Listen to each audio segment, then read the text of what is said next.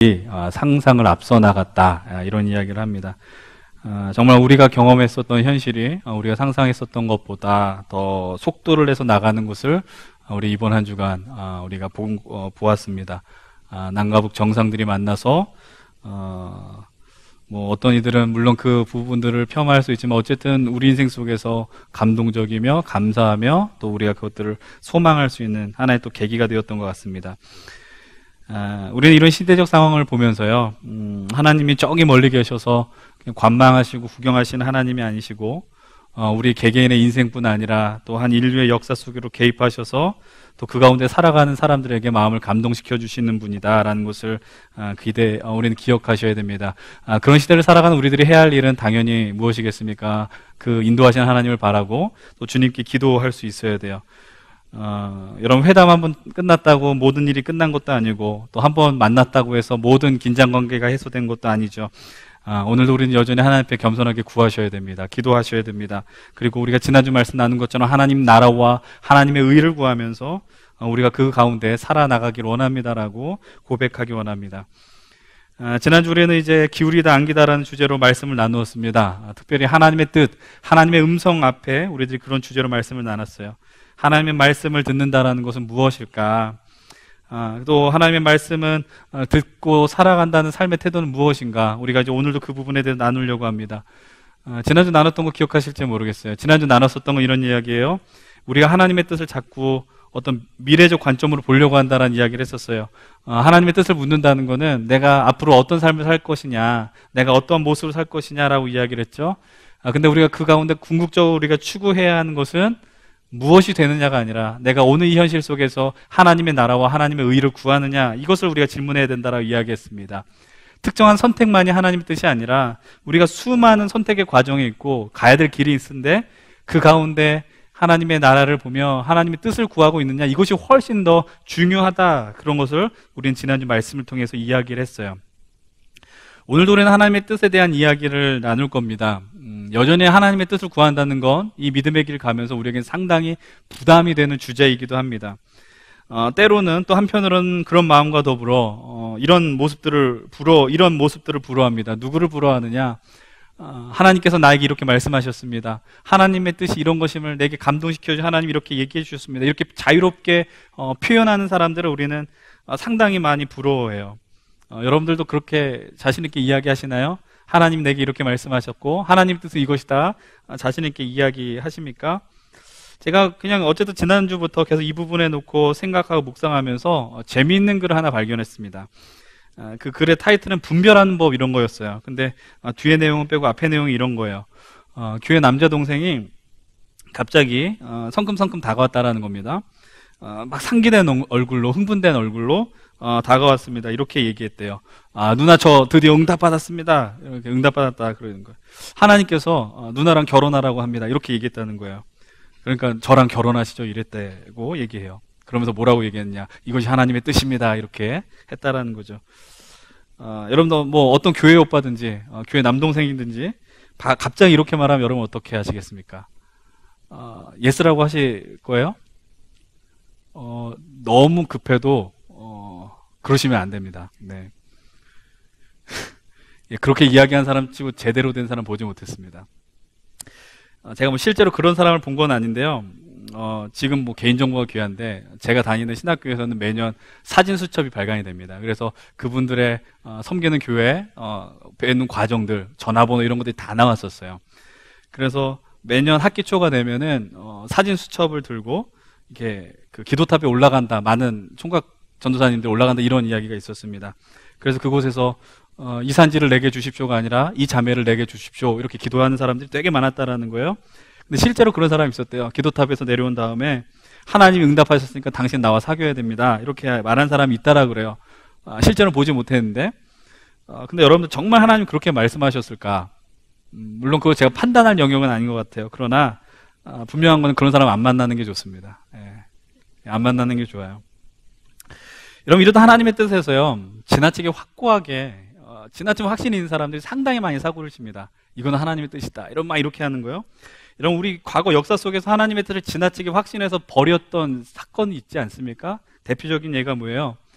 십자군 전쟁 같은 거예요. 하나님이 이 전쟁은 우리에게 맡겨주셨다 이렇게 하면서 막 달려드는 거죠. 근데 그런 것이 아니지 않습니까? 요즘 우리가 제가 이런 얘기를 많이 하지만 여전히 우리는 오늘 이 자리에서도요, 부담이 있어요. 하나님의 뜻을 찾아야 된다라는 그런 집착, 부담이 있다라는 거예요. 지난주에도 말씀드렸지만은 이번 설교는 제럴드 시처의 하나님의 뜻이라는 책에서 많이 좀 빚을 졌습니다. 그런 것을 밝혀드리는데, 근데 그 책을 보면은 시처가 이런 이야기를 해요. 하나님의 뜻을 찾아야 한다는 집착은 되게 상당히 이 서구적 현대적 산물이라고 이야기를 합니다. 왜 그러냐? 오늘 우리가 살아가는 시대는 과도한 선택의 폭이 넓다라는 거예요. 마치 하나님의 뜻을 구하는 것도 마치 백화점 들어가서 쇼핑몰 고르는 것처럼 그렇게 펼쳐져 있어서 너무 선택의 폭이 많기 때문에 좋은 걸 골라야 된다는 어떤 집착감이 있다라는 거죠. 또 한편으로는 왜 또 이렇게 집중하지 못하느냐? 너무 정신없이 바쁘게 살아서 하나님의 뜻을 분별하는 게 어렵다. 바로 그것이 오늘 우리의 삶의 모습이다라는 거예요. 이런 바쁜 게 참 문제입니다. 바쁘기 때문에 기도하는 것이 어렵고, 바쁘기 때문에 하나님 앞에 나가는 것이 어렵습니다. 이 바쁨에 대해서 제가 어느 날 좀 하루 날 잡고 또 이렇게 주제를 말씀 나눌 수 있으면 좋겠다는 생각이 있어요. 오늘도 우리는 이 뜻에 대해서 나눌 겁니다. 하나님의 음성에 대해서 나눌 것입니다. 특별히 집중할 부분은 이겁니다. 하나님의 부르심입니다. 하나님의 부르심을 우리는 흔히 소명이라는 단어로 표현합니다. 이거 영어로 콜링이라고 이야기하죠. 소명이라고 하면 우리가 본능적으로 연결하는 하나의 그 분야가 있습니다. 그것은 바로 직업입니다. 하나님이 나를 이렇게 불러주셨다, 소명을 주셨다, 이것은 내 직업이다라는 거예요. 지난주에도 비전하면 또 직업 이렇게 연결한다라고 이야기했어요. 여러분, 비전과 직업이 동의어가 아닌 것처럼 소명과 직업 역시 동의어는 아닙니다. 여러분, 소명이라는 단어를 콜링, 부름이라고 이야기를 하죠. 근데 여러분, 직업이라는 단어 사실 영어로 보케이션이라고 이야기하지 않습니까? 근데 그 단어의 어원이 라틴어로 보카치오라는 단어에서 왔는데, 그 보카치오의 뜻이 뭐냐? 부르다라는 거예요, 사실은. 그러니까 사실 엄밀하게 말하면 직업이라는 것과 소명이라는 건 상당히 연결이 되지만, 그러나 소명의 영역이 훨씬 더 큰 개념이라는 겁니다. 직업은 우리가 하나이지 않습니까? 물론 이중 직업을 가질 수는 있지만, 그러나 하나님의 부르심의 영역은 하나로 국한되지 않아요. 하나님의 부르심은 단수가 아니라 복수로 우리 인생에 임하더라라는 거죠. 하나님께서 직장에서 나를 부르시고, 또 가정으로 나를 부르시고, 이 믿음의 공동체에서 나를 또 불러주십니다. 그 모습이 다르지만 하나님의 부르심은 동일하다라는 거예요. 오늘 우리가 선택한 본문은 하나님께서 이스라엘의 위대한 지도자인 사무엘을 부르시는 장면입니다. 오늘 본문 1절에서도 발견할 수 있듯이 사무엘은 아주 어린 사무엘, 아이 사무엘입니다. 이때 우리로 치면은 이 사무엘은 초등학교도 입학하지 않은 아주 어린 아이였다라는 거예요. 근데 여러분들, 이런 어린 아이도 하나님이 부르십니다. 이것을 우리가 기억해야 돼요. 하나님이 그냥 나이 따져서, 성별, 국가를 따져서 부르시고 고르시는 하나님이 아니다라는 거예요. 하나님, 오늘도 우리를 끊임없이 불러주세요. 근데 문제는 뭐예요? 듣지 못한 우리가 문제다라는 거죠. 본문 1절 한번 보시면 좋겠습니다. 함께 3장 1절 함께 읽겠습니다. 시작. 아이 사무엘이 엘리 앞에서 여호와를 섬길 때에는 여호와의 말씀이 희귀하여 이상이 흔히 보이지 않았더라. 사무엘은 엘리 제사장 옆에 있었어요. 곁에서 그의 사역을 지켜봤습니다. 여러분 아시는 것처럼 사무엘은 기도의 어떤 산물이라고 이야기할 수 있을 거예요. 한나가 열심히 기도해서 낳은 아들이 바로 이 사무엘이었어요. 한나가 어떻게 기도합니까? 하나님, 내게 아들을 주실 내가 이 아이를 하나님께 드리겠습니다. 사무엘은 어렸을 때부터 성전에서 자란 아이였습니다. 근데 그 성전에서 자랐을 때 이 시대가 어떤 시대라고 성경은 이야기해요? 여호와의 말씀이 희귀하여서 이상이 보이지 않았다라고 이야기합니다. 이 말씀을 이해하기 위해서 우리가 조금 더 말씀을 봐야 됩니다. 2절과 3절을 함께 읽어봅시다. 2절 3절입니다. 시작. 엘리의 눈이 점점 어두워가서 잘 보지 못하는 그때에 그가 자기 처소에 누웠고 하나님의 등불은 아직 꺼지지 아니하였으며 사무엘은 하나님의 궤에 있는 여호와의 전 안에 누웠더니. 당시 제사장은 엘리였습니다. 엘리의 시력이 지금 상당히 나빴다, 어두웠다라고 성경은 기록하죠. 그러나 이 표현은 단순히 엘리가 나이가 많아져서 시력이 떨어졌다라는 것을 이야기하지 않습니다. 이 말의 의미는 엘리의 영적 상태를 이야기하는 것이죠. 영적인 눈이 어두워졌다라는 겁니다. 전 이 본문을 대할 때마다 늘 요청하는 것, 말씀을 듣는 이들을 향해서 요청하는 것이 있습니다. 그것은 반드시 여러분들이 섬기는 교회 영적 지도자를 위해서 기도하시라라는 것입니다. 여러분들의 담임 목사님을 위하여, 또 저를 위하여서, 또 여러분들 각 목장에 있는 목자들을 위하여서 기도해야 됩니다. 저는 어렸을 때부터 시력이 상당히 좋았습니다. 1.0 밑으로 떨어진 적이 없어요. 지금도 그런 것 같아요. 그러나 영화는 어두워질 수도 있지요. 여러분, 이것들이 흐트러지지 않도록 여러분 기도해 주셔야 됩니다. 농담이 아니고요, 진짜 기도해 주셔야 돼요. 그 사람이 나와 상관없는 인생 같을지라도 여러분은 그 교회 지도자들을 위해서 계속해서 기도해야 됩니다. 오늘 성경은 하나님 말씀이 들리지 않는 때라고 이야기를 합니다. 희귀한 때, 하나님의 음성이 희귀한 때라고 오늘 분명하게 이야기하죠. 그러나 여러분들 한번 생각해 보십시다. 하나님이 말씀하시지 않았을까요? 이 시대에 말씀하지 않았을까요? 그렇지 않아요. 하나님은 단 하루도 쉬지 않고 오늘도 우리를 불러주십니다. 이 시대에도 말씀하셨어요. 당신의 백성을 외면하지 않으시고 손을 내미시고 말씀하시고 불러주시고 절망에 있는 이들을 향해서 너 거기에 있으면 안 되라고 오늘도 외쳐주시죠. 그분의 부르심 오늘도 여전합니다. 그런데 오늘 우리의 실력이 부족합니다. 그분의 말씀을 분별하는 것, 그분의 음성을 듣는 것, 우리가 상당히 딸리다라는 것이죠. 본문 3절을 똑똑히 보십시오. 뭐라고 이야기를 해요? 하나님의 등불이 꺼지지 않았다라고 이야기합니다. 하나님의 등불은 꺼지지 않았습니다. 이 시대도 꺼지지 않았고 오늘 우리 이 시대도 그 등불은 여전히 꺼지지 않았습니다. 그 부르심 오늘도 우리를 향해서 계속되고 있다는 것이죠. 여기 이 예배에 있는 여러분들도 하나님은 오늘도 우리를 향해서 끊임없이 말씀해 주십니다. 그래서 우리는 기억해야 됩니다. 그렇기 때문에 여러분들 예배 자리에 있을 때 온 여러분들의 영혼육을 집중하여 하나님의 말씀 앞에 나가야 된다는 거죠. 조라도 여기서 조십조라고 이야기하지만 그럼에도 불구하고 하나님의 말씀 앞에 우리는 집중할 수 있어야 됩니다. 본문 4절로부터 6절의 말씀을 한번 계속해서 읽어보십시오. 함께 4절로부터 6절 한 목소리를 읽겠습니다. 시작. 여호와께서 사무엘을 부르시는지라 그가 대답하되 내가 여기 있나이다 하고 엘리에게로 달려가서 이르되 당신이 나를 부르셨기로 내가 여기 있나이다 하니 그가 이르되 나는 부르지 아니하였으니 다시 누우라 하는지라 그가 가서 누웠더니 여호와께서 다시 사무엘을 부르시는지라 사무엘이 일어나 엘리에게로 가서 이르되 당신이 나를 부르셨기로 내가 여기 있나이다 하니 그가 대답하되 내 아들아 내가 부르지 아니하였으니 다시 누우라 하니라. 여러분, 하나님이 사무엘을 불러주시죠. 사무엘이 즉각 응답해요. 근데 그 소리를 누구의 소리라고 생각했어요? 엘리의 부름이라고 생각을 했습니다. 엘리에게 잽싸게 찾아갔더니 엘리 제사장이 뭐라고 이야기해요? 나는 너를 부른 적이 없다. 자라, 이렇게 이야기합니다. 오늘 우리식으로 표현하면 이런 거예요. 자다가 봉창도 들기지 말고 자라는 거예요. 잠꼬대하지 말고 자라는 이야기예요. 근데 6절에서도 또 어떤 일이 벌어져요? 아이 사무엘이 엘리 제사장에게 가죠. 동일하게 반응합니다. 엘리는요. 여러분, 엘리가 영적으로 좀 더 예민했다라면 좀 일찍 얘기해야 돼요. 이게 하나님 부르셨다라고. 근데 엘리가 뭐라고 얘기해요? 어둡다고 얘기하잖아요. 그러니까 여기선 발견을 못하는 거죠.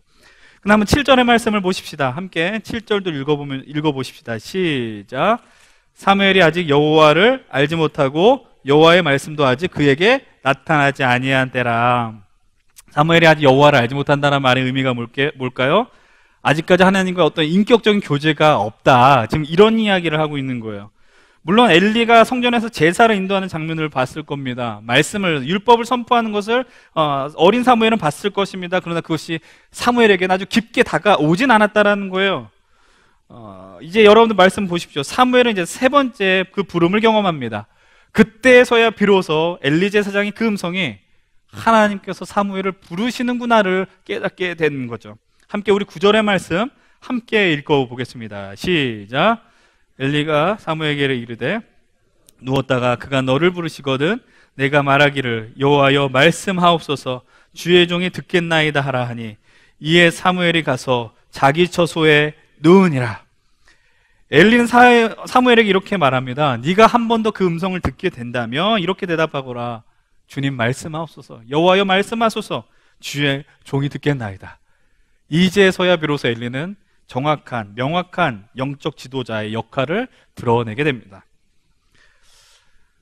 이것이 오늘 우리 본문의 내용이죠. 오늘 제가 말씀드렸던 것처럼 오늘 주제는 소명이라고 이야기했습니다. 하나님의 부르심이라고 이야기했어요. 그럼 우리는 당연히 궁금해합니다. 이 부르심을, 소명을 우리는 어떻게 경험해야 되느냐? 우리는 그 부분에 시선이 가죠. 지난주 말씀 나눴던 것처럼 하나님의 음성을 듣는다라는 것, 하나님의 뜻을 발견한다는 것은 어떤 특정한 순간 시점으로 우리가 판단하는 것은 아니다라는 것이죠. 사실 오늘 이 사무엘과 같이 사무엘아 사무엘아 이렇게 하는 음성을 들으면 얼마나 좋겠습니까? 이런 음성이 우리의 이 움직일 때마다 들리면 얼마나 좋겠어요. 근데 여러분들 이 음성이 들리면 좋겠는데 오늘 우리가 사는 시대는 너무 시끄러워요. 나가면 차 소리가 시끄러워요. 여러분들 조금만 나가면 카페 들어가서 차 한잔 마실 때도 수많은 사람들의 소음이 우리를 덮쳐옵니다. 그분의 음성을 듣는데 상당히 많은 방해들이 있습니다. 그럼에도 불구하고 여전히 우리가 기억해야 될 건 하나님 오늘도 우리를 부르신다라는 거죠. 하나님이 그런데 부르실 때 여러 가지 방법을 쓰십니다. 여러 가지 루트를 쓰셔서 오늘 우리를 불러주십니다. 제럴드 시처는 하나님의 뜻에서 소명을 발견하는 깨닫는 여러 가지 방법들, 하나의 그 길들을 몇 가지로 정리합니다. 제가 지금 나누는 이야기는 물론 여러분들 나눠드린 교재 설교 안에도 나눠드렸지만 그냥 한두 번씩 다 들어보암직한 이야기들일 것입니다. 한번 그냥 정리한다 생각하고 들어보시면 좋을 것 같아요. 소명을 우리가 깨달을 수 있는 중요한 그 과정 중에 하나는 뭐냐? 첫 번째는 자신의 내면을 살펴서 어떤 일에 동기를 느끼느냐를 발견하라는 것이죠. 내가 이것에 어떻게 더 흥미를 느끼느냐 이렇게 표현할 수도 있을지 모르겠습니다. 쉽게 말하면 내가 무엇을 원하느냐, 내가 무엇을 좋아하느냐를 알아야 된다는 거예요. 내 자신을 알아야 된다. 너무나도 기본적인 얘기죠. 이건 너무나 잘 알고 있는 얘기입니다.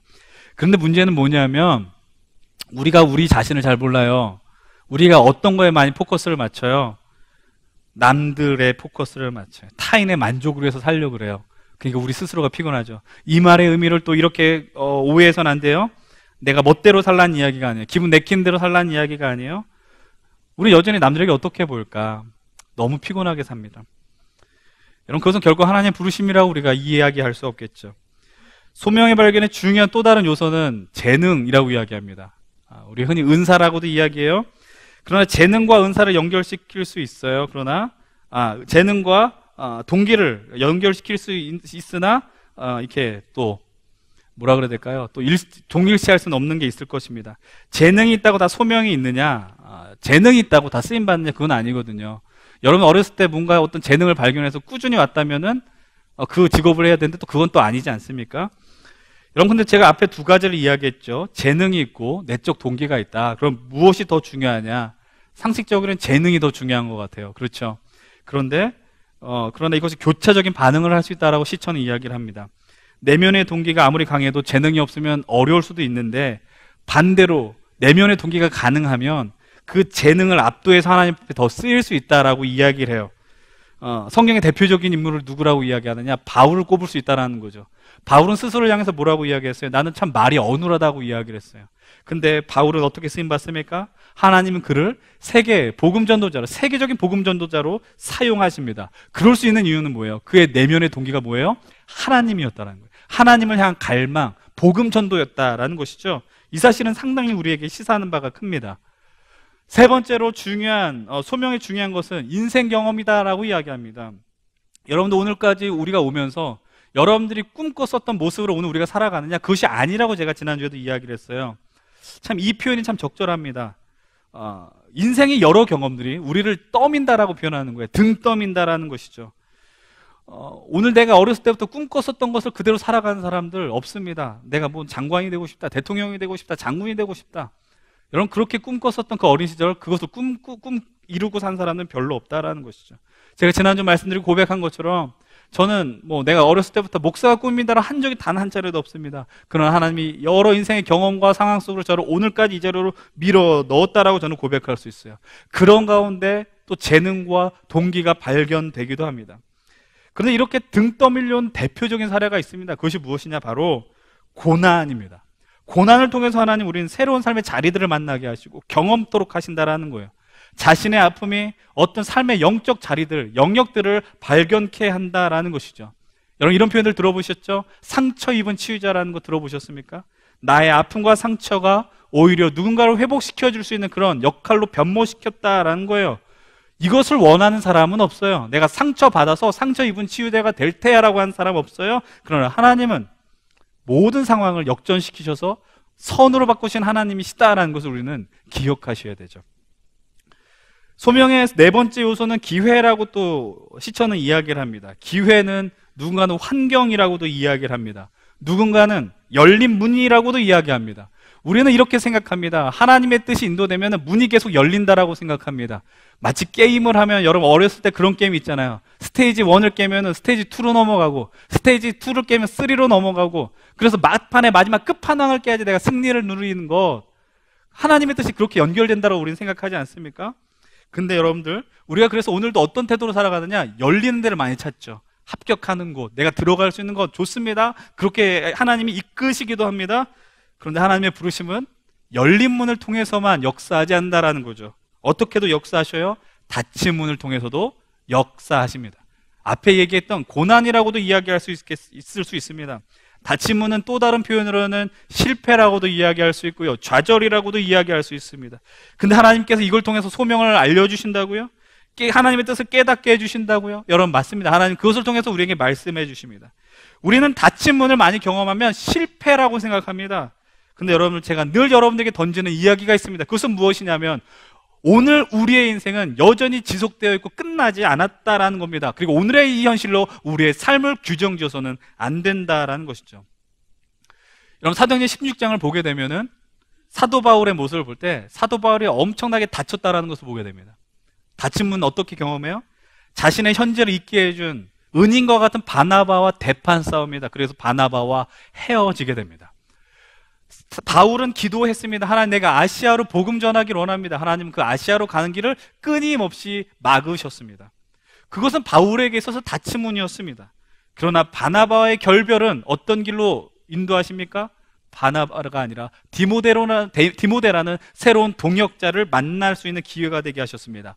닫힌 아시아의 복음의 문은 아시아가 아니라 새로운 유럽의 그 열리는 길로 하나님이 인도해 주셨다는 것이죠. 그리고 그 당시에 가장 막강한 유럽 문화가 세상에 이 복음을 전하는 그런 루트가 되었다는 것을 우리는 역사 속에서도 발견할 수 있게 됩니다.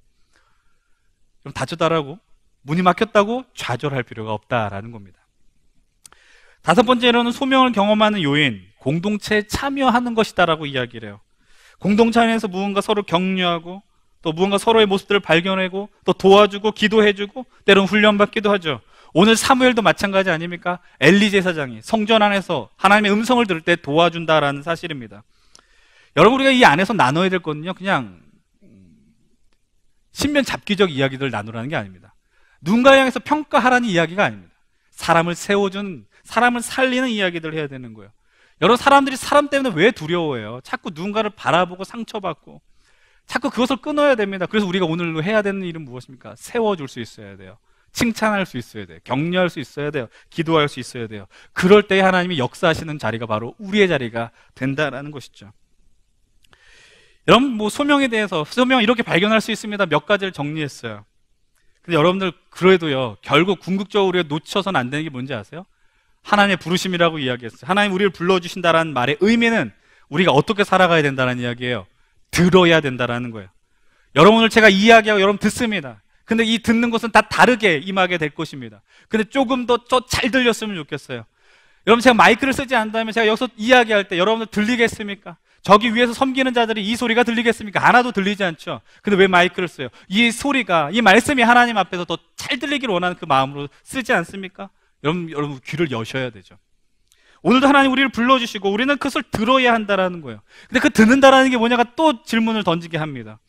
여러분 성경 속의 인물들이라 할지라도요, 다 하나님의 음성을 들었을 거예요. 듣는 사람들도 있지만 오늘 우리처럼 그렇게 대화하는 게 어려운 사람들도 상당히 많이 있다는 걸 보게 됩니다. 그럼에도 불구하고 많은 사람들이 들었다라고 이야기합니다. 이것을 자칫 잘못하면 신비주의로 변질될 수 있습니다. 그리고 자신의 영적 권위를 증명하는 도구로 사용하는 사람들도 있어요. 그래서 그게 어떻게 돼요? 이단이 되는 거죠. 사이비가 되는 거예요. 하나님이 너한테 이렇게 말씀하셨다. 그 사람은 그렇게 종속됩니다. 여러분 그런 것들에 자유할 수 있어야 됩니다. 그렇기 때문에 여러분들이 하나님하고 소통할 수 있는 인생들이 되셔야 됩니다. 자꾸만 여러분들 누군가를 의지하지 마십시오. 하나님과 교제하는 것을 어떤 한 특정한 목회자를 향해서 의지하지 마십시오. 제가 전에 있던 교회에 이런 경험이 있습니다. 어떤 특별한 집회가 있었습니다. 그리고 마지막에 섬기는 부교육자들도 있고 담임 목사님도 있고 강사 목사님 다 안수기도 합니다. 어디로 제일 많이 몰렸을까요? 강사 목사님한테만. 나도 기도해 줄 수 있는데 나한테 별로 안 오는 거야. 가운데 자리만 오더라고요. 우리나라는 좀 상당히 그런 게 강하죠. 여러분 뭐 다 좋습니다. 예, 그 마음들 사모하는 마음 좋습니다. 근데 오늘 이 과정들 통해서 우리가 해야 될 건 뭐냐? 내가 들어야죠. 내가. 그리고 분별할 수 있어야 된다라는 거예요. 여러분, 그런데 그렇기 때문에 우리는 상당히 조심해야 됩니다. 말씀에 비춰서 봐야 되고 또 이것을 분별할 수 있는 능력도 있어야 됩니다. 근데 오늘 그런 가운데서 중요한 모습이 있습니다. 엘리 제사장이 사무엘에게 하나님의 음성이 들릴 때 넌 이렇게 해야 된다라고 말씀했습니다. 그 태도가 있어요. 본문 10절의 말씀을 함께 읽어보겠습니다. 10절 시작. 여호와께서 임하여서서 전과 같이 사무엘아 사무엘아 부르시는 자라. 사무엘이 이르되 말씀하옵소서 주의 종이 듣겠나이다 하니, 말씀하옵소서 주의 종이 듣겠나이다. 주님 말씀하여 주시옵소서 내가 듣겠습니다라고 이야기해요. 오늘 우리가 인정해야 되는 것, 오늘도 하나님은 말씀하신다라는 것입니다. 하나님 말씀하시는 하나님입니다. 말씀으로 이 세상을 창조하셨고 말씀으로 우리의 영혼을 회복시켜 주시고 우리의 모든 것들을 주님의 뜻대로 만드실 수 있습니다. 그리고 우리는 어떠한 모습으로 있어야 됩니까? 우리가 매주 기도하잖아요. 침묵 속에서 기도하자고 이야기하죠. 주님 내가 듣겠습니다. 네, 말씀하십시오. 듣겠습니다. 이 태도예요. 근데 오늘 우리의 모습은 어떤지 아십니까? 주님 말씀하십시오라고 이야기하지만 우리는 끊임없이 무언가 말하려고 합니다. 어제 우리 청년 목자들과 모임을 하면서 제 스스로 너무 이렇게 반성했습니다. 너무 말이 많다는 거예요. 너무 말이 많아요. 요즘 뭐 말 많은 사람 투머치 토커 뭐 이렇게 표현하죠.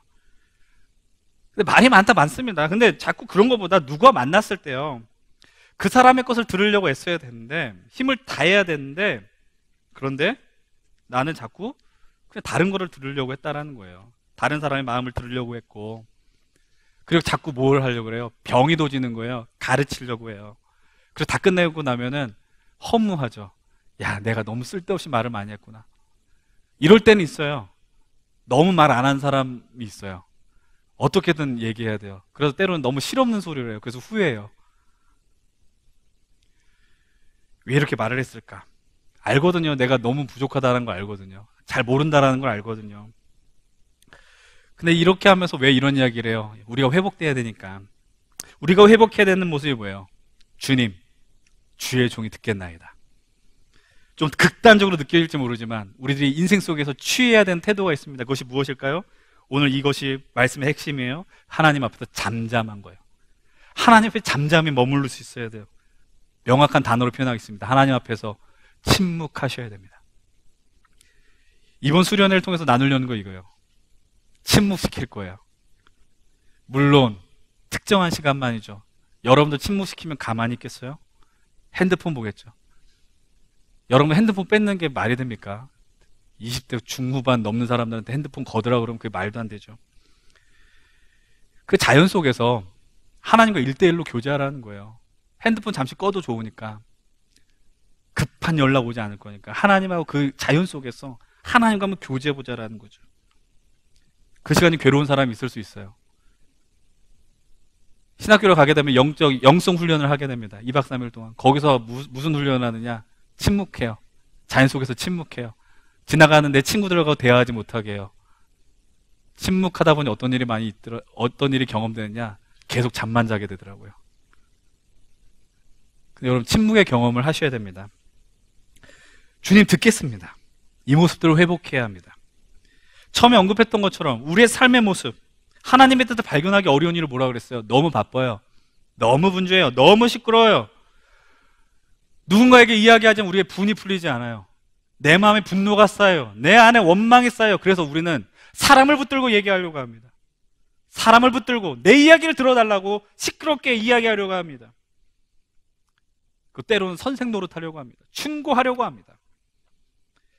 물론 중요한 것을 듣는 겸손함이 필요합니다. 사랑하는 이를 향해서 진심을 다해 이야기해야 될 때가 있습니다. 근데 그 타이밍을 잘 못 잡는 것 같습니다. 너무 소음이 많고요. 그래서 침묵하는 게 힘듭니다.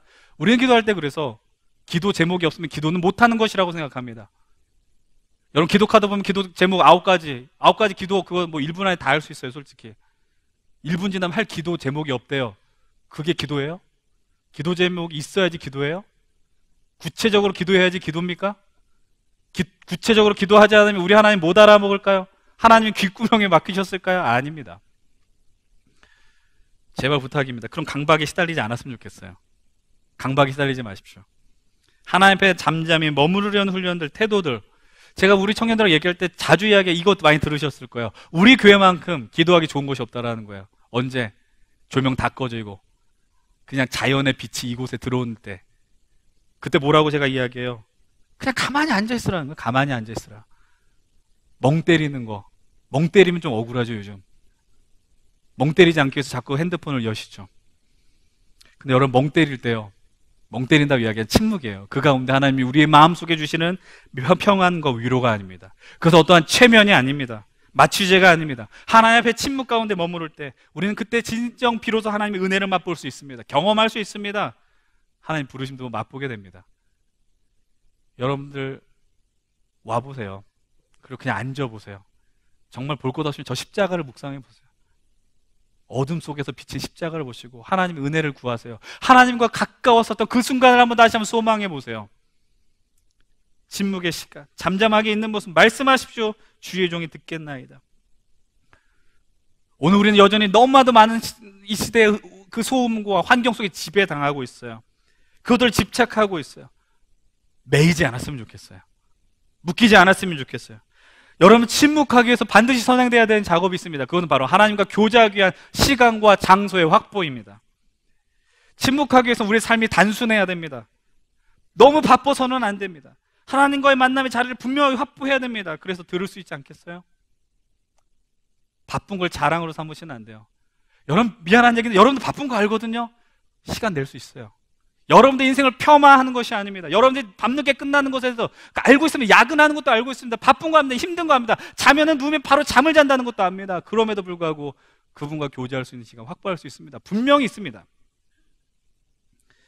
매주 수요일마다 우리 청년들과 말씀을 나눕니다. 바이블 아카데미 이번 주 나눴던 것, 성막에 대한 이야기를 나누면서 지성소에 대한 이야기를 했어요. 지성소는 어떤 곳일까? 하나님의 임재, 하나님의 만남이 있는 곳이다라고 이야기했습니다. 선명한 만남이 있습니다. 하나님의 영광의 체험이 있는 곳입니다. 그곳에 들어갈 수 있는 사람은 유일하게 대제사장 한 사람입니다. 대제사장이 그곳에 하는 역할은 단 한 가지입니다. 동물의 피를 언약궤 위에 뿌리는 것입니다. 그리고 그 앞에 서서 떠들어대지 않습니다. 하나님, 우리의 백성의 죄를 용서해 주십시오라고 외치지 않습니다. 그냥 동물의 피만 뿌립니다. 부르짖지 않습니다. 하나님의 임재 가운데 머물러 있었어요. 사랑하는 여러분들, 오늘 이곳에서 여러분들이 하나님과의 만남, 지성소를 회복하는, 그리고 그것을 간절히 소망하는 은혜가 있기를 원합니다. 요즘 뭐만 얘기하면 바쁘다, 시간이 없다를 남발한 이 시대 속에 우리는 살아가고 있습니다. 하나님의 부르심과 음성을 듣기를 원하면서 우리는 얄팍하게 우리의 채울 것을 하나님 앞에만 구하고 끝내버린다라는 거예요. 정말 조용한 가운데 하나님과의 그 지성소에서 하나님과의 만남을 간절히 소망하는 여러분들이 많이 일어났으면 좋겠습니다. 결단할 수 있었으면 좋겠습니다. 하나님과의 만남이 벌어질 때 우리가 경험하는 것이 무엇일까요? 오늘 본문 11절은 이렇게 이야기를 합니다. 11절의 말씀입니다. 함께 보겠습니다. 여호와께서 사무엘에게 이르시되, 보라, 내가 이스라엘 중에 한 일을 행하리니 그것을 듣는 자마다 두 귀가 울리리라. 그것을 듣는 자마다 두 귀가 울릴 것이라고 이야기합니다. 물론 이 말씀은 엘리 가문에 대한 심판의 말씀이기에 울린다라는 말의 의미이기도 합니다. 하나님의 음성을 듣는다라는 말의 의미는 그러나 두려움, 공포심을 준다라는 말의 의미가 아니라 하나님의 영광, 하나님의 영광의 무게, 하나님의 하나님 되심을 확인한다라는 시간이 된다라는 의미입니다. 우리가 침묵할 때에 하나님께서 우리의 두 귀를 울리게 하실 것입니다. 세상의 그 소음 앞에서 하나님의 뜻이 우리에게 들리도록 역사하실 것입니다. 이제 우리의 소리를 조금 낮춰보십시오. 지금 소리들이 너무 많아요. 분노가 많아요. 원망이 많아요. 절망이 많아요. 여러분, 하나님의 음성에 귀를 기울여 보십시오. 기울일 때요, 더 많은 것들이 들리고요, 더 많은 것들이 보이게 됩니다. 우리의 약점이 뭔지 아세요? 당장의 것에 목매요. 앞에 것만 보니까 멀리에 있는 것들을 보지 못해요. 당장의 것은 맨홀 뚜껑같이 느껴져요. 늪처럼 보여요. 그래서 막 발버둥 치고 싶어요. 근데 그분과 더 깊은 교제라면 멀리 보게 돼요. 멀리 보게 됐더니 그분의 손이 보여요. 그분이 내려주는 밧줄이 보여요. 그분의 영광이 보여요. 하나님 나라를 살아가는 자들은 인생에 일희 일비하지 않습니다. 기억하십시오. 하나님 반드시 승리하십니다. 하나님 우리에게 영광을 주시는 하나님입니다. 그리고 그 승리를 우리에게 누리게 하시는 분입니다. 하나님의 놀라운 역사 속으로 더 들어가기를 원한다면 이렇게 고백하십시오. 주님, 말씀하십시오. 주의 종이 듣겠나이다. 주님 말씀하십시오. 내가 오늘 이곳에서 주의 말씀 앞에 머무르겠습니다. 하나님과의 만남, 기도의 자리를 회복하고 그분한테 머무르며 이 땅에 살아갈 힘과 소망과 능력, 그리고 소명을 따라 살아가는 그 위대한 인생들이 되게 주의 이름을 간절히 축원드립니다. 주님과 만나십시오. 주님과의 그 지성소를 반드시 회복하십시오. 이 시간 우리 준비한 예물 드리면서 함께 찬양하며 담대히 기도하며 나아가십시다. 나의 영혼이 잠잠히 하나님을 바라봅니다. 회복해야 되는 분들이 여기 있습니다. 용기를 갖고 나아가십시다.